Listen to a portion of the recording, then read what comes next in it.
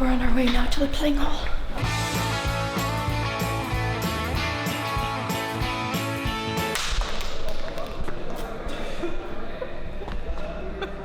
I got my lipstick, I got my banana, I got my glasses, but I don't have a pen. I need to find a pen.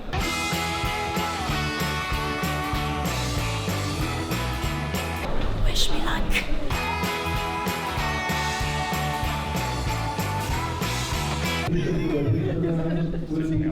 About 10 minutes. You have an anonymous in the room outside.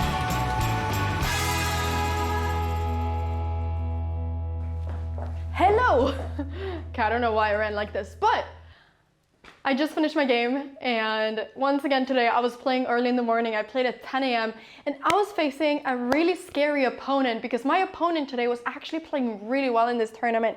He was rated like 1900, but he had drawn two 2100s, and my mom told me before the game started, she was like, Anna, this guy knows so much theory. Like, I'm so shocked that he only has 1900.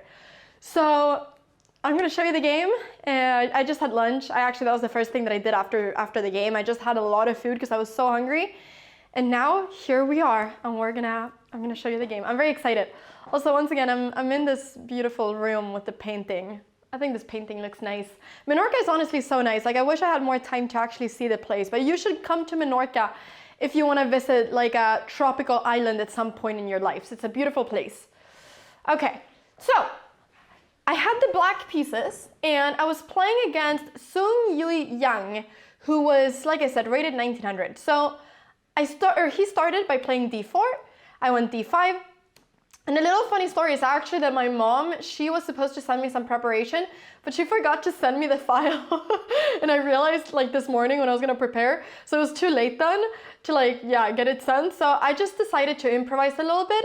And right before the game started, I had looked at some lines on my computer that I saw some grandmasters had played, but I had never played this myself. So I was playing something completely new for me today. So bishop e7, knight f6, and here, well, the new thing was that I played b6. Typically I play c6, I try to take this pawn, push this pawn, etc. But here I played b6 instead. The idea of this is to bring this bishop to this diagonal so that I'm kind of reinforcing this d5 pawn. So he went bishop d3, just wanted to get his bishop out. I went bishop b7, and now he took, which makes a lot of sense. And here probably the best is to take with the knight. But I was a little bit worried that if I take with the knight and he goes takes and I go, for instance, something like pawn takes, I was scared that he would have queen c2 and that one of these pawns would fall. So I didn't like this. So I was a little bit worried about all of this. So I just took with the pawn instead. And he castled. I went c5. I spent quite a little bit of time here. But today, before coming to the round, I was really telling myself, Anna, today we have to play faster. And actually I think that what it's all about is that I have to make decisions faster. So I was telling myself this before the game, and I was kind of giving myself a pep talk, and I was like, go Anna, we got this, we can play fast. And for the first half of the game I did not, but for the second half I did, and I'm actually really proud of that. So I went c5 here. The idea is just simply that I'm kind of targeting the center. I'm kind of preventing him from playing e4 later on, because then this pawn is hanging. So it's just a very normal move to play c5 for me here. He played knight e5. All of this is theory, so he was blitzing out these moves. I went knight bd7, just getting my knight out, and now he played this move queen f3. And the moment he played this, I was really surprised, because I hadn't seen this move, and it posed a lot of problems for me. The main problem is that he's right now threatening to basically go something like bishop f5 or bishop b5, and this pawn, and taking here, forcing me to take with the knight, and then this pawn is going to be very weak. So my main problem here is this d5 pawn that right now is very weak, and it's hard for me to defend it. I can also not go c4 at any point to try to block things over here, because then he can just take it and my bishop is hanging. So here I realized that I was in some trouble, and I spent like 25 minutes here trying to figure out how to get out of this whole tangle, because I saw this as a big like hair knot, You know, where you have like a knot in your hair. I used to have this when I was a little kid. I would always have like really big knots in my hair, and my mom would like have to untangle them with a brush, and she would be there, like she would sit there and just like untangle my hair. Well, I feel like we were doing an untangling process here. I feel like I was untangling my position. So the best move here is actually to go queen c8. This was one of the moves that I considered, but I ended up not doing it because it felt a little bit slow somehow. So I ended up not going here, but instead I went knight takes e5, and this is not a good move, so I made the wrong choice. He took back with the pawn, and the reason this is really scary is because after knight e8, which I thought was the only thing I could do, because otherwise I'm losing a pawn, my idea was that this looks extremely scary towards my king, but I thought that I can hold it. I thought that I'd be able to play g6, knight g7, and hold it, and that I would be fine. And so actually now, if he plays something like rook over here and just starts bombasting me, is that a word?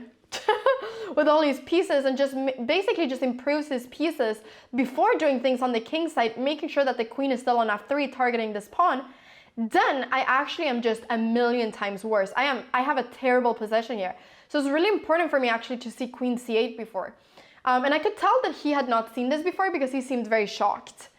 So he played queen h3 to threaten checkmate in one move, and I was actually quite happy when he did this because it allowed me to just go g6 really quickly and kind of get myself a little bit in the untangling process. So he went bishop h6, threatening my rook, only move is knight g7, blocking, and now I was actually quite happy because now I felt like my pieces were getting out. So I played rook d1, and now it was really important for me to find this move queen c8 to try to trade queens. Because if I trade queens, I just thought I'm not going to be worse. Like then I've been able to untangle myself. I'm not going to be worse. I'm not going to be better, but I'm not going to be worse. And I'm fine with that considering how bad my position was before. So he went g4 here. He basically said, no, I don't want to draw, I want to beat you. That's basically what he's saying with doing a move like g4, because g4 in general, it's really weakening his king. But it's definitely a playable move here. It's just, yeah, very aggressive. He was playing very aggressively towards me. Like he really wanted to beat me. I could feel that. And probably also thought, you know, Anna's playing slow. I have such a nice attacking position. You know, I will keep on attacking, which makes sense. So here actually, this is not so easy. This position is not so easy. The only move that keeps like an equal position here for me is to go rook d8. What is the idea of this? The idea is to go d4 basically. The idea is to go d4 and just try to open up for this bishop as much as possible, as quickly as possible. And the point is that when I go d4, after pawn takes d4, I want to take back with the rook so that the knight cannot come to e4. And here it's equal. But I didn't see this move. Instead I played f6, which I thought was a great move, because I thought if he plays f4 and I take and take, then this pawn is really weak, and after queen e6, I'm doing fantastic. But actually in this position, he would have a move like f5, and yeah, this is really complicated. It's really crazy. I mean, you can pause the video if you want to look at all the lines. It's really crazy, but apparently he has this, but he missed it. And after the game, he actually told me, Anna, I missed f6. And so, you know, we both thought that this was a really good move, even though it's not a good move according to the engine. But that's the thing, right? Like, none of us are stockfishes. None of us have the level of an eval bar or of an engine. So what we see during the game is maybe very different from what the chess engine thinks. Let's see, will she play this? I'm scared she will go I think she will go d4, or can she go rook f8? She played f6. Oh no, she played f6. This is actually after f4. What is going to happen? She wants to take, but her opponent can go f5. This is getting very, very scary now. But anyway, so he decided to take my pawn instead here, and I took back with the bishop, and now he played f4. The idea is very clear. He wants to play f5. This is what he wants to do. So I spent some time here thinking, and I wasn't really exactly sure about what to do. I was thinking about moves such as queen c6. I was thinking about queen e6, but f5 just constantly seemed to be such a scary move. And so ultimately I ended up playing rook e8 with the idea of trying to take this pawn. I thought that if he goes something like a3, I have rook takes e3, and if queen takes, I have bishop d4. This is basically the idea. Obviously, he's not going to play this move, but you know, that is the idea. The idea is that I'm threatening to take this and then go bishop d4. So after rook e8, he went for the move f5. He's now defending this pawn with the bishop, and so I have to go g5 and just basically close off for this bishop. Now, I was looking at some crazy lines here because I was kind of analyzing, okay, what would happen if he would take here, which looks crazy. But the idea is that after bishop takes, I was thinking, you know, how does this go? f3. But this actually went for me after bishop takes e3, king h1, d4, knight somewhere. I have rook takes e4. And now this is just completely winning for me because I will be able to move this rook and then basically almost checkmate. At least win a lot of material. So this didn't work, but I was analyzing all these things, and so he played bishop c2, which during the game I thought was a good move. And here I must play d4. I need to play actively. He took my pawn, and I took it back with the pawn, because if I take it with the bishop, he's going to go rook takes d4, and this is actually plus 12 for white. Because after takes, he has the move f6, and now I'm just getting completely destroyed on the king side. He's threatening my knight, he's threatening to push f7. So this was a very kind of scary position where I must find the best moves. So I took back, he went bishop check, I have to go king h8 so that my knight is not pinned. Then he went knight d5, and here it was really important for me to make the right choice. At first I thought that I was just gonna trade, go bishop takes d5 and then go rook b8. But I quickly realized how important it was for me to keep this bishop. So I actually went queen d8 instead, threatening this knight and also defending my bishop. And now I was kind of worried somehow that he would defend this knight, but he took on f6, I took back. I only had 7 minutes here, so I was actually like kind of low on time, so I was getting a little bit stressed. But I was really proud of myself because I was playing these moves fast, and I was really telling myself, Anna, you gotta play faster, you gotta trust your intuition, and so I did. And that felt amazing during the game. That felt amazing. I was giving myself like pep talks during the game, which I think is really important. I think it's something you have to do. So queen takes f6, he played rook e1, and here I play the move rook d8. I just basically don't want to trade anything, I don't want to change anything. I just want to keep my pieces on the board because I didn't want him to at any point have ideas such as taking and going rook e6 in a scary moment. Which actually was what he did. He took on g7, I took back, and he went queen h5. And this move is a mistake because he's now getting his queen very off the game, very off the board, and he's kind of ignoring my own threats. He played queen h5. This was not a good move. He played queen h5. This was absolutely not a good move. He made a mistake here now. He made a mistake. And so here I found a really nice idea, which is that I traded rooks, and then I have this move d3, which is really important because I'm now opening up this square for my queen to come in and check this king a million times. So actually his best move here is to go rook e3 and prevent me from checking because I cannot go here anymore as there's queen takes g5.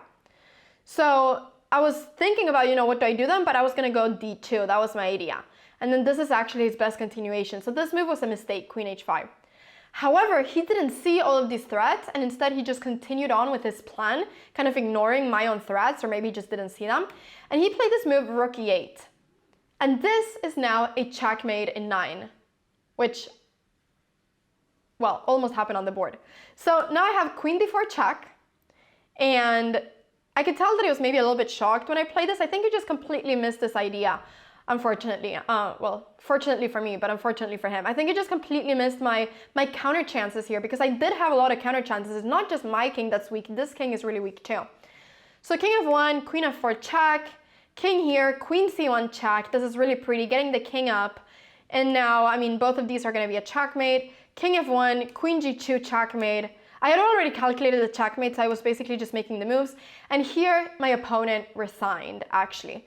But I can show the checkmate after king d1. There's bishop f... it doesn't really matter which one of the ones I do. Queen f1 check, and after this, I just simply have queen c1 checkmate. So, yeah, that is I had already seen the checkmate, so I knew when I did this check on d4 that I was winning. But yeah, so I won my round number 4 of Menorca Open, which makes me so happy because my opponent was playing a good tournament and he's definitely underrated. He definitely deserves more than 1890. And I also came from a really bad opening, so I'm really happy that I was able to make a comeback. And I actually played with like 92% accuracy, which is making me really motivated because I feel like I'm playing good chess. So I'm really motivated now to play my next game. I'm facing a 2200 player now in 1 hour. And I'm gonna go and take a nap now. I'm gonna get some preparation in, and then I'm just gonna play the best game that I can play, because that's everything that I can do. And I'm really excited about it. Chess is really fun, especially when you win. But chess is really fun. And I'm just so happy that I get to play this tournament and share it with all of you. So thank you so much for, you know what, I'm gonna come closer for this. Hello. Thank you so much for watching the video. Thank you for saying GG's in the comments, which I know you will. And I really appreciate it. And wish me luck for round 5. I'll see you all in my next video. Bye-bye.